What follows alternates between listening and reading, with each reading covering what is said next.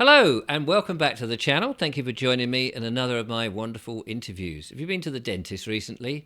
Have you had your teeth checked out? I need new teeth, can't pronounce it properly. But if you have been to the dentist because you've had an emergency appointment or you've waited sort of 20 weeks these days to get any appointment with any of these sort of health professionals, were you nervous? Because there's so many rumours abound now, isn't it? The NHS seems to be public enemy number one, having some 4 years ago rolled out a certain you-know-what into the arms of people that are a bit worried about it. And it seems, according to these rumours, that the rather nasty technology has been put into all sorts of things, including dentists' anaesthesia, and people are sort of nervous now about going. So I thought it's high time we get a holistic dentist on the show to tell us all about it.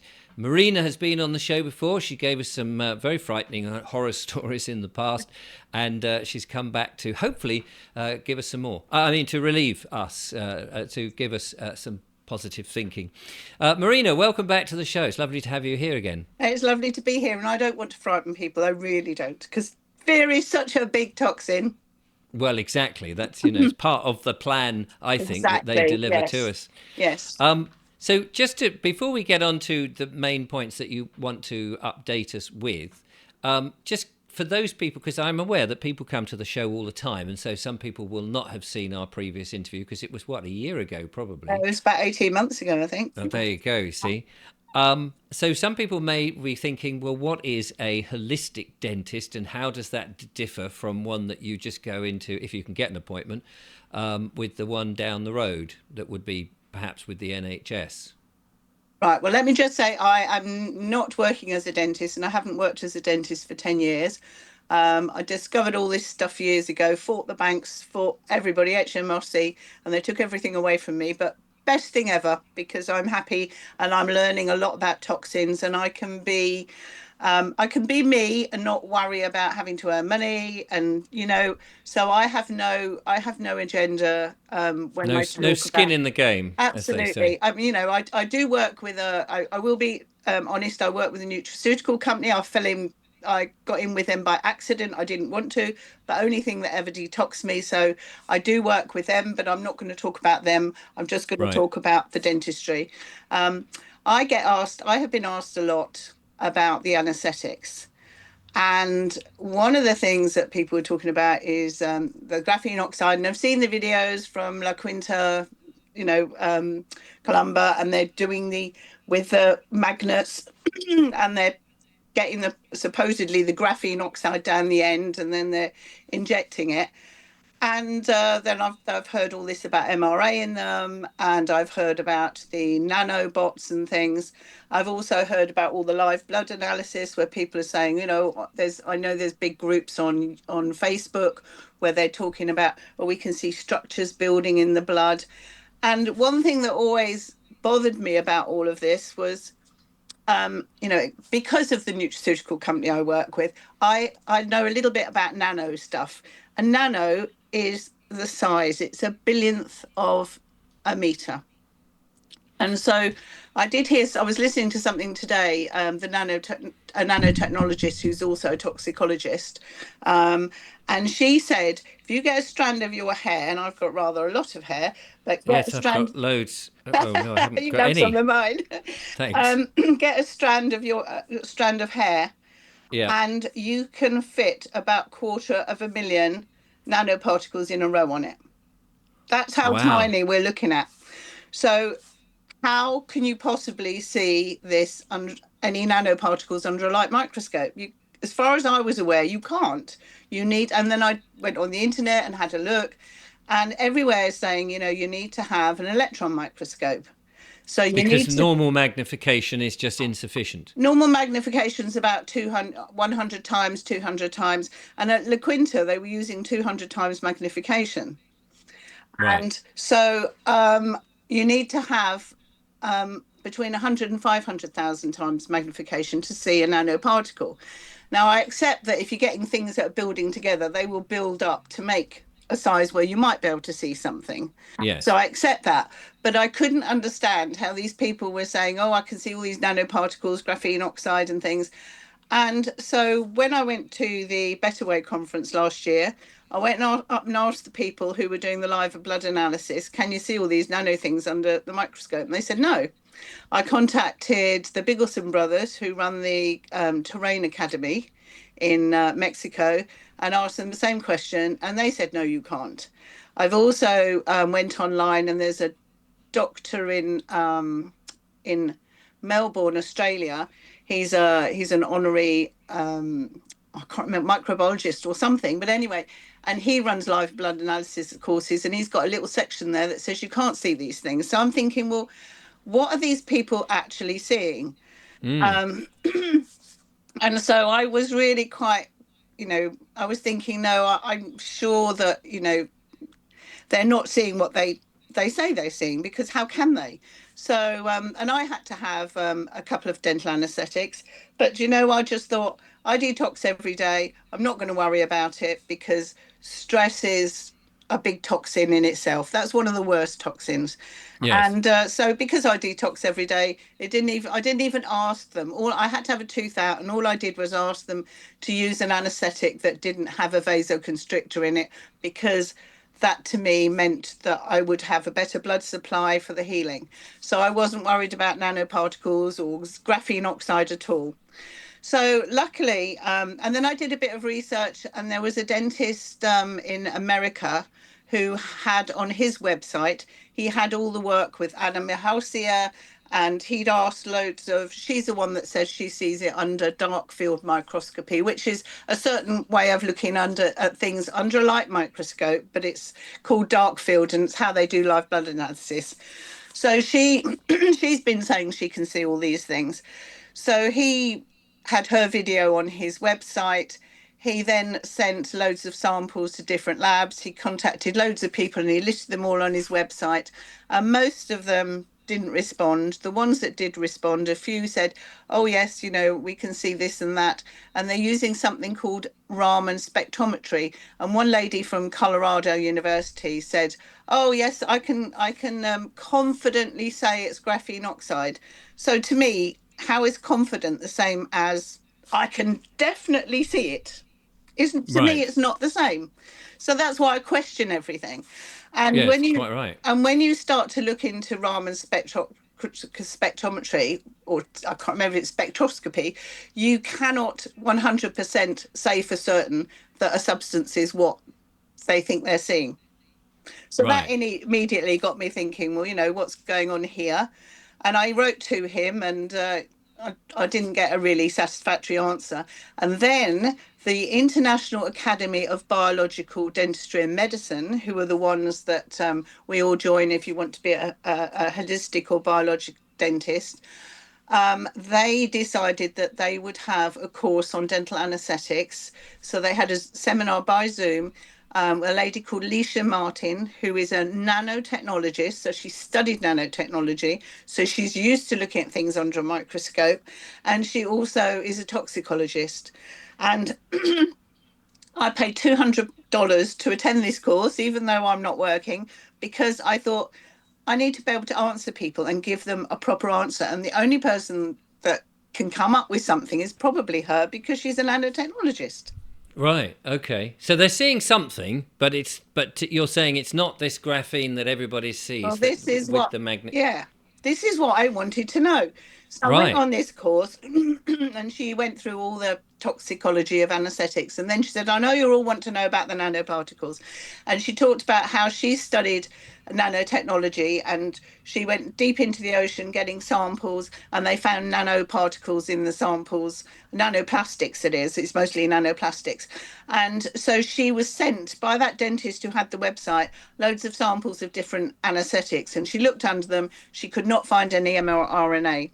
There's another lab that he's actually got that on his website, where they also they're a Gina, they do gene stuff, and they said they can't find any either. So as far as I can see, there's no mRNA in them. She said, as for the stuff from La Quinta, she actually wrote to the professor some time ago, basically calling him out for saying that you could see these things when she said you cannot definitely see them. And she said what they are looking at, she said when she did all her work with all the nanoparticles, she had to use an electron microscope. She had to use slides that were cleaned in a certain way, and she had to be in a room with a HEPA filter, because she said what these people are seeing are contaminants. They're normal contaminants in the air. Oh, I see. So this, what was the name of the filter? HEPA filter. You know, you Right. get them, and you can get HEPA filters for your house for heaters and things. Oh, okay. I have no, Yeah. I have no filter in my house. I have no filter in my mouth either. Um, but well, self-censorship filter, I suppose, is the thing that a lot of us are having to use. But so ordinary everyday contaminants, depending on the environment you're in, is what they're seeing. It gets onto the slide. So they're looking and they're going hello, and it's moving around, and maybe Yes. but just by osmosis, I suppose, is joining together in the blood flow and Yes, movement. and little salts as the specimen dries out, you get little salt crystals. So so I've gone and checked with several sources like the Terrain Academy, like the live blood analysis people, and like this Leisha Martin. And it all makes sense to me what she's saying, because she spends her life looking under a microscope, whereas all these other people haven't done a degree in nanotechnology. So how do they know what they're looking at? So nanotechnology, just from what you've learnt then of nanotechnology, I'd be interested. What's classed as nanotechnology? Because the technology suggests that it's man-made rather than natural. And you mentioned nanoparticles, which are presumably is plastics in the sea or in the environment that Could over be time have just anything. You can could have be natural iron oxide particles, nanoparticles in the soil. right. You can have But the them. They occur naturally as well as synthetic ones. Thing about nano, it's not just the size. So you can have something like nano silver, for instance. And so, everyone likes to use silver for killing off bacteria. And it's great stuff. So you use your silver mouthwash. But the problem is when you have something that is then nano sized, it it changes its properties. So if you have something that's so tiny, it moves in different ways. It has completely different properties than something that's large, that is exactly the same element but larger. right. So it's got a bigger surface area, it moves around differently, it has completely different properties. And so if you get a lot of people ask me about nano silver mouthwash. Now, I personally wouldn't use that, because I know that silver, colloidal silver is Colloidal silver, yeah. great, absolutely great. But when you start, you hear all these good things and you think, oh, if it's nano, it's got to be better because it's so tiny. So it gets into the cells and it will do more, but it can do more damage. So presumably things as they break down, just natural things like rocks, gases, all sorts, anything natural in the natural world, as it break down, presumably then it does break down before it disappears completely into nothing. At some stage it goes through a nano to Quite a nano possibly. size. I don't know because I'm not a nanotechnologist, No, but you I'm just do get, thinking that you must be breathing in yes, we do. nanoparticles Yes, all the we time. do. We do. There are natural ones around. But the trouble with nano, when you have nano, you have a bigger surface area. They move completely differently. And if it's positively charged, which silver generally is, it becomes apparently more toxic. But you Right. can coat them with negatively charged things. And the thing that, I looked at these things a couple of years ago, and when you read all the positive stuff about nano silver, nano what is it, nano zinc, nano clay, and you see all the positive stuff and you think, yeah, I must take that because it's really good, it's going to take out the toxins, it's going to kill off the bacteria. But when you start to really do your research and have a look what nano does, it can get into the cells and it can even get into the cell nucleus. It can damage the cells, Right. so you can actually be damaging to your body. So while it has a good side, it's like everything, it has a dark side. Yes. And we aren't being told about the dark side. So you No. think nano silver mouthwash, great, I'll use that. but it's actually in the floor of your mouth. It's very highly vascular, so all the nanoparticles are just going to go into your body. And they're showing, because this Lisa Martin was saying that they've did some work with rats, and they were looking at how the rats excreted all these nanoparticles. And after about 8 weeks, they killed the rats. They had a look, and they were saying every week this excretion of nanoparticles was going down. So they thought, that's great, the body's clearing it. Then when they looked at the brain, it all accumulated in the brain. They were Oh, accumulating in the brain, and they can catch on to proteins and denature proteins. They can damage cells. They can do all sorts of things. So they don't haven't done enough research to show how much damage they can do, but they can do damage, but they have a good side. So it's if you're weighing something up, you have to decide, what's the good and bad. And I don't think we know enough about the bad side. And we're just assuming that something like silver, taking silver mouthwash, if it's nano, it's going to be better for you because it's smaller, where in yes. fact it probably isn't. Right. And when it comes to technology, the technology part of nanotechnology, is that, as you understand it, a man made technology? I mean, what does No, that I really think mean? technology is just a word for this. I don't know. Because I know that they look at things like, all the natural things that zeolites, and because zeolites is a big group of crystals. It's not just Right. one crystal, um, and they look at things like that. So I don't really know. I'm going to be honest with you. I don't No, really know. no, no. I'd rather you said it because we keep. I mean, I keep hearing all these rumors. of nanotechnology means. Oh, hello, my picture's just disappeared. I don't know where I've gone. Hang on a minute. Let's just try. Oh, it's. I've, I got a rather large version of me. Oh, there we are. I don't know what happened there, ladies and gentlemen. So I was obviously talking about You were becoming nanotechnology, nano-sized. and I was yes, the opposite to nano, whatever that is. Um, what I was going to ask is that no, I was going to say that we've got all these rumours that technology, as in circuitry, can be made at that tiny level, which seems quite preposterous. That you could have a electronic circuit in a nano size. Do you think that's possible? Well, we certainly here in Cambridge have an Institute of Nanotechnology, and I think they're looking at that. And I have seen videos because, a while ago I started to look online, and Stephen Fry's narrated a video. But there's really interesting little things that look like little robots that are actually quite natural in the body. And you think they look like robots, and they're walking along and they're all nano-sized doing things.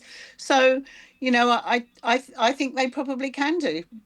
Gosh, I mean that obviously is quite scary because there are many rumours to associate that with giving off a frequency, as in a radio frequency, which might be associated with teeth of a Yeah. certain cold bluish colour. But anyway, and 5G post. The other thing I wanted to ask you, and a lot of people sort of we know about fluoride in the water, and dentists still hold on. It would seem that fluoride is good for children's teeth or teeth in general. Um, I, what's your take on that? Well, when I was a brainwash dentist, when I first qualified, and I had my eldest daughter, I gave her fluoride drops because I thought they were a good thing. And now I just hate myself for having done that, but I didn't know any better. So No. when I found out, I just stopped doing. I stopped buying fluoride toothpaste. I got a water distiller and remineralized the water and restructured it. So yeah, I don't agree with fluoride at all because it's a neurotoxin. And I know that in America, I think just as I was just before I stopped being a dentist, they were talking about not using normal water in babies' bottles when they were making up the formula because of the Yeah. fluoride. But but you see, you have to realize that dentists are so brainwashed. They're like the doctors, but I think they have a harder life because if you're a brainwashed dentist, you're sitting in a surgery all day, putting amalgams in, mixing up things that to make dentures and stuff, and you're inhaling all of that, and you're actually doing a lot more damage to yourself than you are to your patients. That's a thought. Yes, I hadn't thought of that. Of course, you're inhaling all that stuff. Do they still use mercury in the fillings and things? As far as I know, yes, because it's cheap. I don't. I have met a lot of people recently because I stopped putting amalgams in after I had my car accident so 28 years ago. I learned that it was bad. So I stopped putting amalgams in, and I had all mine taken out, although it didn't make any difference to my health. I'm always honest with everyone because otherwise it's wrong not to be honest. So I always used Well, to tell and it my always bites you patients, in the bum, doesn't it? Whether it's got an yeah. amalgam in it or not. And so if people so if people came up to me, came to the practice and said, "Oh, I want to have my amalgams taken out. Do you think I'll feel better?" And I would say, "I don't know. You could feel Yeah. worse, you could feel better, you might not feel anything." And I used to tell them I didn't make a difference to my health at all. And but if they wanted them taken out, I would tell them all the risks because there are quite a few risks in having your amalgams taken out. Not just how it's done, but the risk to the tooth and long-term risks, the way you bite together. So I always told patients all of this, and I used to say, well, we'll see how you get on. Um, and now that I'm not doing it anymore, I actually feel more strongly about people not just going in and having their amalgams taken out, because I've met too many people recently who've spent a fortune having it done with biological dentists and they are sicker than ever. And I think that's because probably now more so than when I was in practice, um, people are more toxic. We live in a much, much more toxic environment with the EMFs, with the stuff that they're putting in the air, with all the ultra processed foods, with all the contaminants everywhere, with all the sprays they put on the bedding and the furniture and the carpets. And I think that because we are so much more toxic, I think people's bodies do not tolerate it as well, even if they have been you know carefully taken out. And I met a lady in Germany who went to Switzerland, had it done at a very, very expensive clinic, one of the best clinics, biological clinics in the world. And she is so ill and she just doesn't know what to do because they didn't get her bite quite right. Because when you take out amalgams, you put white fillings in, and I'm learning about I knew many years ago that a lot of white fillings had BIS-GMA, which is a plastic, a monomer, which is not good for you. So So you're um, jumping from the frying pan into the fire well, potentially. yes, and a lot of the composites that were around many years ago were all had BIS-GMA in them, and then we found out about it. But I've just been learning again from Leisha Martin because she did a course on, she did a seminar again, a nice expensive one for about toxic materials, and I hadn't realised that a lot of the ones that we were told, oh, because I changed to using composites that the white composites or white fillings that didn't have BIS-GMA in them. But apparently they have the precursors and they have contaminants in them that make them as bad. Gosh, So and you you can't see, win. no, you can't win. And with white fillings, if they've got monomers in them, and it's the cements and the adhesives, they've all got this sort of stuff in. They are endocrine disruptors. So you've got to weigh up what's better. So I'm saying to people, look, if you've got a load of amalgams, unless you know 100% for sure they are causing you damage, I would not have them taken out. Just do it very, very slowly if you're going to do it. Detox every day, get yourself as healthy as possible, have a positive mindset, because I also feel for people that get told, because there's a lot of holistic practitioners around that say, get your amalgams out. What if you can't afford it? That's going to go through your head every single day. And then you'll Mm. think to yourself, I'm never going to get better because I don't have the money to get my amalgams replaced. Yes, no, absolutely. I was talking to on this course that I was with Barbara O'Neill recently. There was a dentist who was giving a lecture, and he was suggesting that root canals are quite dangerous.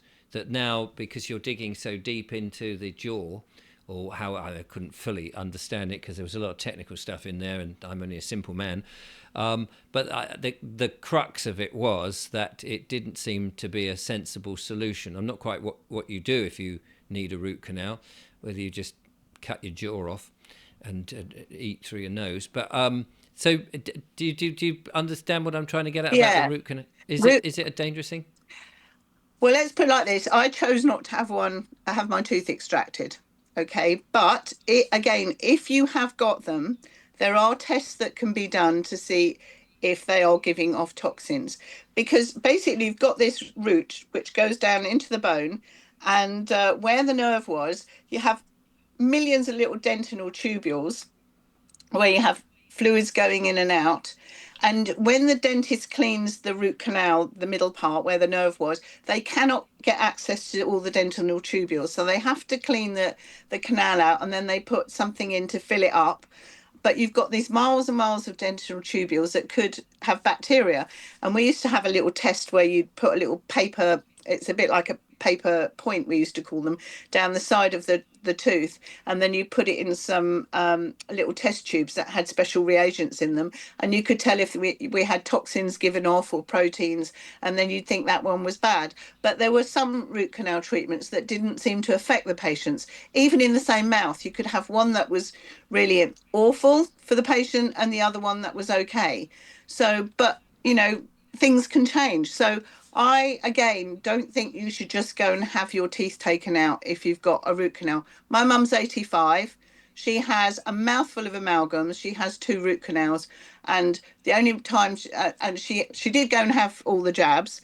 And that's when she started to go a bit forgetful or very forgetful after she had the jabs. So it is possible to live a long, happy, healthy life if you've got amalgams in your mouth, but we are all different. Genetics, different environments that we live in, different diets that we eat. So everybody Yeah. is different. And the problem is, if you go and have your amalgams taken out and your root filled teeth taken out, root filled teeth, if you've had them a while, become very, very brittle. So unless you need them taking out, or unless you can say, yes, that's definitely causing a problem, then I would leave it in place and monitor, always monitor everything. And because if it's very brittle, it basically has to be drilled out and it comes out in bits, and then you lose a lot of bone. And then that Mm. can cause problems, because and again, if you get all your fillings changed and your bite changes, that can affect your cranial rhythm, that can affect your TMJ, which is your jaw joints here. You have three acupuncture meridians run through it. You have the vagus nerve runs through it, and the vagus nerve is very important, has lots of functions. And so, you can get all sorts of problems just having a tooth taken out if your bite changes. So And what it's was, sorry, what was that something rhythm you said? I wasn't, your cranial crane. rhythm. Yeah. Your hair, you have a cranial rhythm. We were always told, when you have all these cranial bones, and when you get to a certain age, you have the fontanelles and they close up, and then everything becomes solid. You don't. If you look at a skull, it's got all these little wiggly things in them. All the bones as they're all together, but they actually have a tiny little fiber system between them, and they just move. They have their own rhythm, and that's Ah. why a cranial osteopath can feel them. They put a very gentle pressure on, and they can feel the cranial rhythm. So your cranial rhythm can be messed up if you have problems with your TMJ. It can lead to migraines. So nothing is simple. No. It's not just that simple. Go and get this done. Go and get that done. Everything can have a repercussion that could actually be worse for you. The other, I mean, going on Barbara Neal's course, and of course many other holistic doctors and medical practitioners and well-being experts and all of that will say the body heals itself, and that does seem to be the case, that the body is always constantly trying to rid the toxins and make you the best you can be. So, is there within dentistry, we're always sort of thought, oh, I've got a bit of toothache, or unless it's a wobbly tooth or something, which clearly is going to fall out anyway. Is there a case that actually, unless it's really horrific, that then why bother going to the dentist at all? And will the body heal itself? I know it won't grow new teeth as such, although I did Oh, I read a think book that there was is, talking.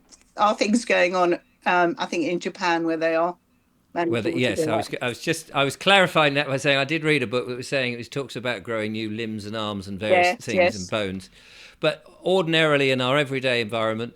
So going back to that point, the healing oneself. I mean, I've had toothache at times, and sometimes it's just a bit of meat or something that's got caught between a gap in the tooth, and you think, oh golly, I've got to go to the dentist now. It's going to cost a fortune. And then I clean my teeth, or if I can't get it out by doing that, the next day it's come out. Do people rush to the dentist too often, and can the body heal a certain amount? Right, I think people are finding it hard to rush to the dentist because I see Well, I'm on a Facebook group and I see the people, the problems they have, and I just think that yes, I totally 100% concur with that. The body can heal itself. You have to take out the toxins or get rid of the toxins best you can, and you have to. It's all your mind as well because I don't know if you know, but every tooth is related to an acupuncture meridian, which is related to an emotion. There are charts you can find on the internet, and it would tell you every tooth is related to an emotion and an organ. So wow. I think that if you get rid of the toxins and you give the body what it needs, and toxins as in emotional as well as environmental, and I think if you do that and give the body what it needs, it can heal itself to a great extent. I think if your decay's gone too far, then I don't think it can, but certainly with early decay. And one thing that I noticed when I started to detox, I noticed that I used to always, no matter how well I cleaned, I always got a bit of tartar behind my lower front teeth. That's gone. I healed my gut. So I don't need to clean my teeth as well. I never use floss because I think floss can be quite damaging. As you pull it down, it can actually damage the gums. And a lot of flosses have PFAs on them. What's a So PFA? perfluoroalkyl something they are called. They're the forever chemicals. They're plastics.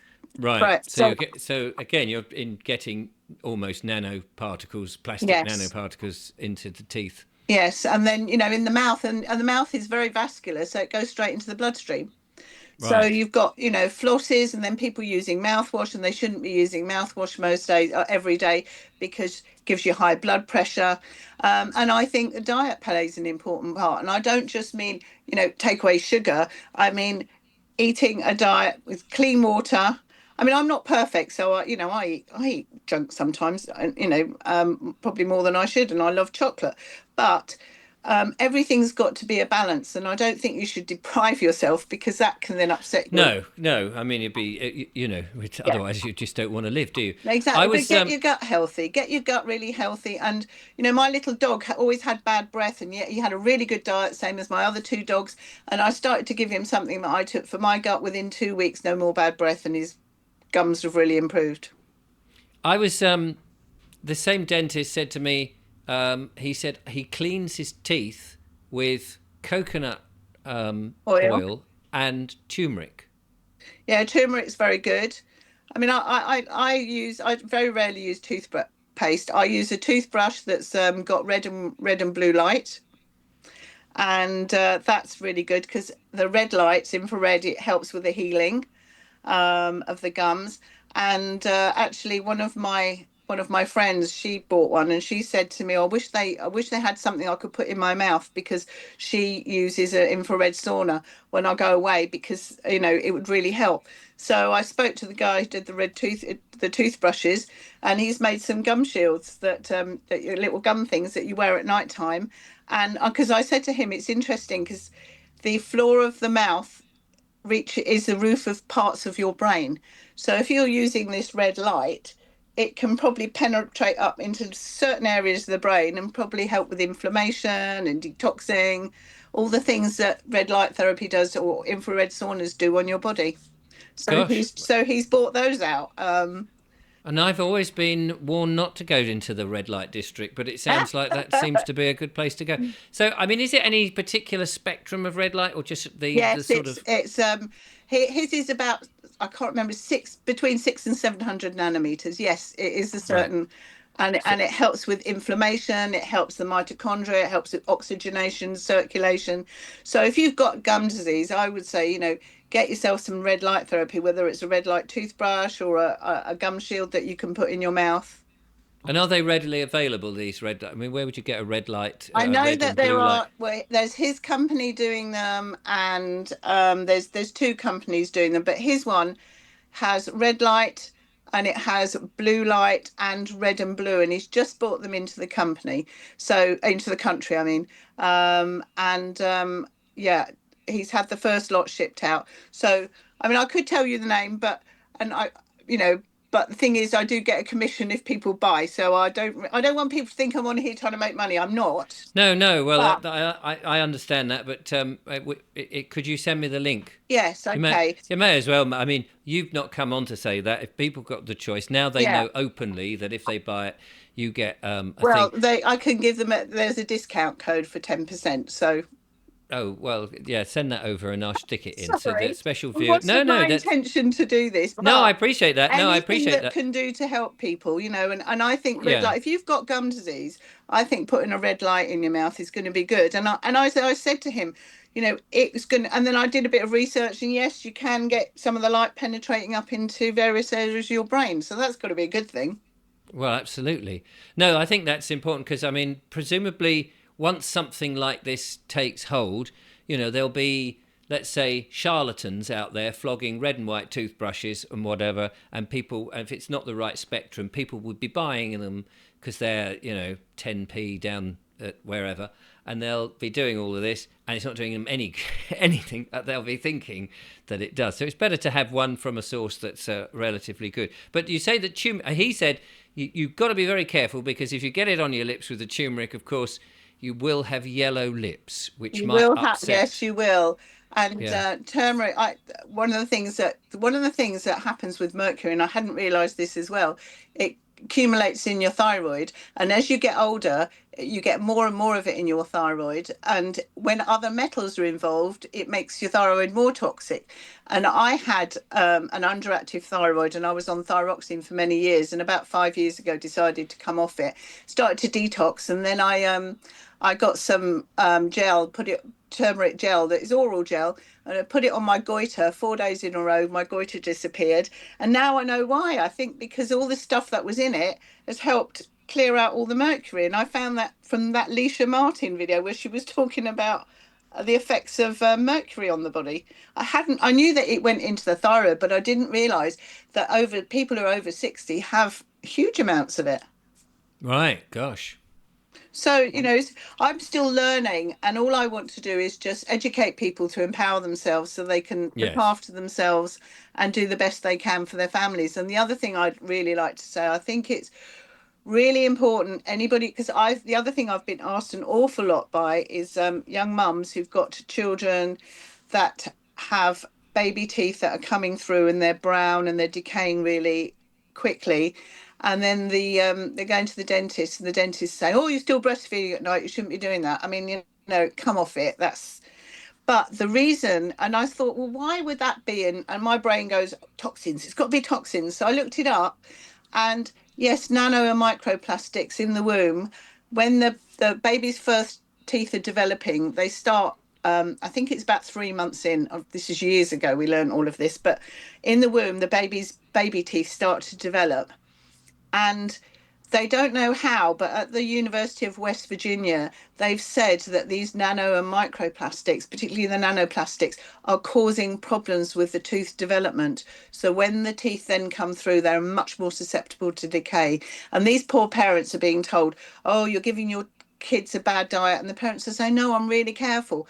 But it's the toxins. So we need to be so aware of all the plastics and stop using plastic bottles and stop using plastic anything if we can. Anything that goes in Mm. our mouth that's plastic, stop. And all the tin cans are lined with plastic. And I did hear somewhere that Ziploc were being sued for all the nanoplastics in the food. I don't know if that's true, but if we can detox even before you become pregnant and you're aware of all this stuff, just get it out of your life. Yeah, I mean, toothbrushes are often made of the bristles on a toothbrush are made of plastic, so that's There, obviously not going to help. there are a lot of ones that are natural now. You can get natural bristles. Even Colgate, I've got some that Right. are Yeah. non-plastic. So yes, but we've got to get plastic out of our lives as much as possible because they're damaging children's teeth. But not only that, they have neurological effects. They have effects all over the body. But teeth is my interest. Yes, of course. And we should just say, of course, that everybody watching this should do their own due diligence, do their own research, Absolutely. and just take on board the ideas, and then do your own research before you make any Absolutely. decisions on Absolutely. anything. because what I know, what I'm saying here might not be true. It might be true. I mean, I think it is, but Yes. I'm not an oracle. And so these are just things that I believe and I'd like to teach people. But you need to do your own. Don't believe anybody, because even the people that you think out there are really knowledgeable, know their stuff. Not all of them might be working for the good. No, and I'd made a video I think the other day saying that nowadays you can catch people that you follow on YouTube or any other platform, and it turns out it's an AI creation, so it's not even the Yes. person you think, which is which I suppose in the end means that everything that you see you have to do the research for yourself. Don't take anything on blind faith, which Absolutely. which is a great position anyway, because in the past we've always trusted mainstream media, have we not? BBC, Auntie Beeb, it says something, it must be true, and we saw that blatantly playing out during the 2020 when they told us a number of things that turns out was not true at all, and so we all have to do that.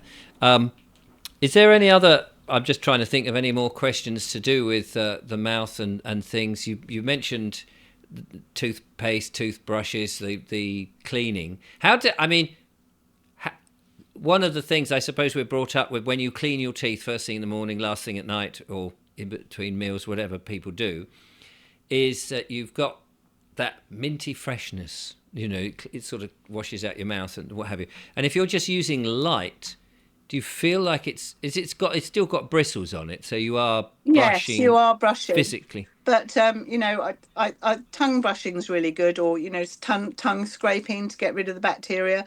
But Yeah, again, if you get a really healthy gut, you shouldn't have any of these problems on your tongue. You shouldn't have a build-up of white plaque, because I always had a white tongue, and then as soon as I healed my gut, that's changed as well.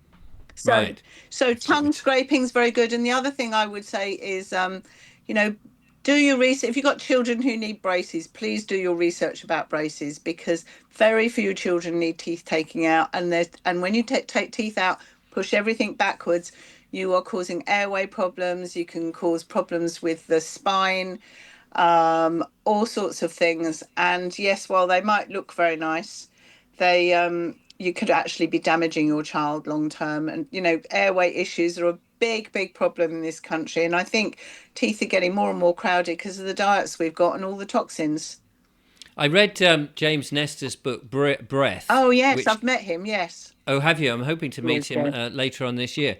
And he talks about nose breathing, as it does Barbara O'Neill, but nose breathing as in historically what it, when you start breathing through your mouth, and people have a huge tendency to do that these days, it shrinks the jaw. And so, which is why Yes. we have all the teeth sort of crammed in together.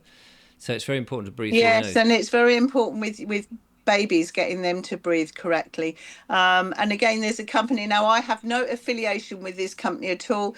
They People can write to me. Honestly, I have no affiliation with it, but they do a particular type of straw, where you can suck up water.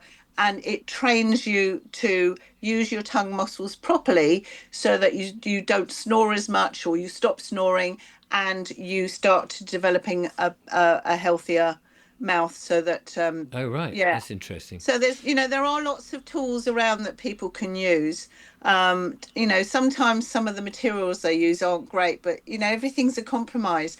But I Yes. but I think, if people want to know anything, I am happy to help them. I cannot give dental advice. I will not give dental advice. I'm happy to give general advice, but last time I was on, I got loads and loads of emails, and Well, I was it happy does to happen. help as many as I could. But it really is about doing your own research, Absolutely. and yeah, mouth breathing is a massive, massive one.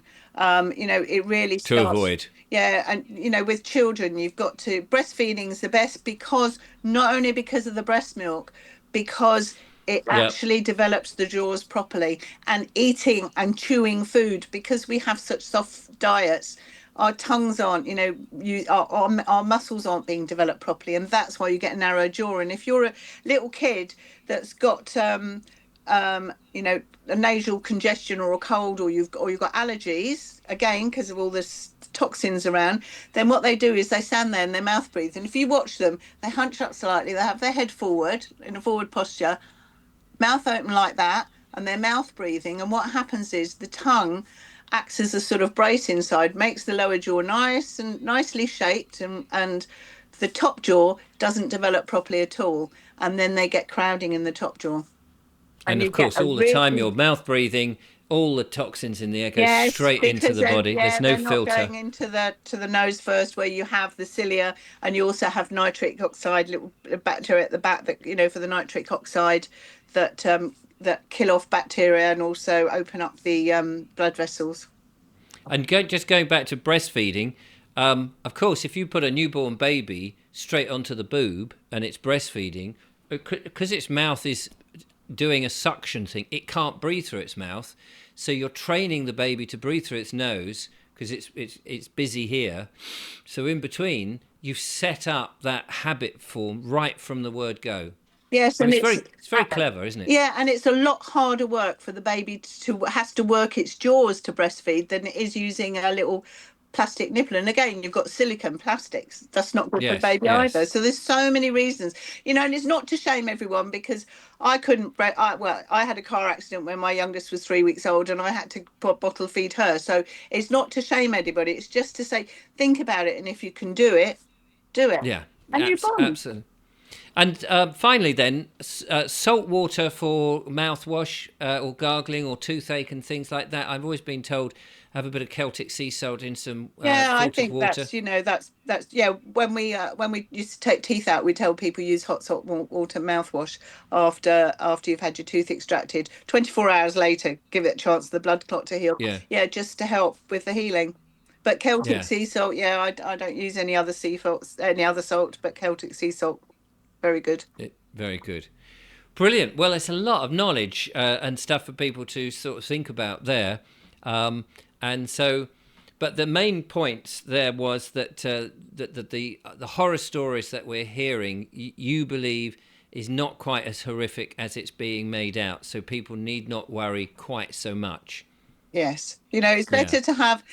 it's better for you and the dentist to actually have and the other thing red light does is it helps with anesthesia and pain. Must tell you that, the red Ah, light. right. Okay. So it's better to have the anaesthetic and than sit there in a chair and be jumpy because you'll make the dentist nervous because they've got a big fast drill in their hand, and if you jump at the wrong moment because it hurts, you could actually end up with a cut mouth, cut lip, or something. And they're not very nice, those drills, because they're really sharp and really fast. And Yeah. it's not nice for the dentist either because they're going to be on tenterhooks, being scared. Well, that's if they're a nice dentist. If they're someone who likes to cause pain, then they'll probably enjoy it. But the rest of Yeah. us, I'd be very worried about working on someone who didn't want an anaesthetic Well, because you if know your dentist turns out to be Laurence Olivier, and he yes. asks you, "Is it safe?" Uh, run. Yes, but yes, there's lots of reasons why maybe you should have an anaesthetic. But again, they shouldn't be doing. I've heard of people having about 7 anaesthetics. I always used to stop at 4, not because they can be toxic. The actual Yeah. anaesthetic can be toxic. Gosh. Yeah. There you go. Well, brilliant, Marina. Thank you so much for bringing us up to date and giving us more information and relieving our minds as well. Or reassuring our minds, I suppose. We don't want them relieved No, because yeah, reassuring. And do your reassure. research, guys. Just everyone Yeah, do your research. Do what feels right to you. fantastic. And I'll get you to send me the name of the company, which you were reluctant to do because for reasons you explained. But it just gives people a chance to have a look, if nothing else, at what's out there and where to start looking. So thank you so much. I really enjoyed Thank you for that. having me. It's a pleasure, as ever. And you never know, we may be back in another sort of 6 months, hopefully not 18 months, with any more news should things come up. So there we go. Ladies and gentlemen, I hope you enjoyed a venture into the dentist's mouth. Well, not their mouth, but anyway, you know what I mean. I dig myself holes. And just like a Oh, dentist. good Oh, God. dentist, yeah. Yeah, I must stop. So thank you for watching. From Marina and I, look after yourselves, take care, and till next time, Bye bye.